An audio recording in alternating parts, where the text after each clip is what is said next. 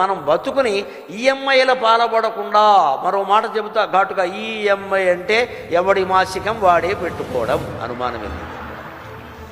ఈ అంటే ఎవడి, ఎం అంటే మాసికం, ఈ ఐ అంటే ఇంట్లో, అంతే లెక్క.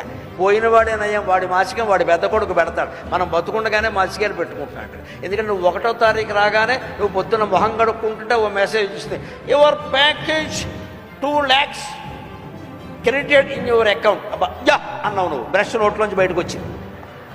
వెంటనే 5 నిమిషాలకి హోమ్ లోన్ 50,000 కట్స్.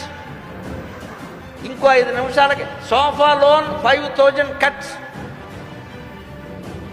ఆరోగ్యం హెల్త్ లోన్ 25,000 కట్. అన్నీ అయిపోయాక వీడు మొహం కడుక్కుని కాస్త కాఫీ చుక్క సేవించేలోగా 2 లక్షల జీతంలో 20,000 మిగిలి. ఏం చెప్తావు నువ్వు ఇక్కడ?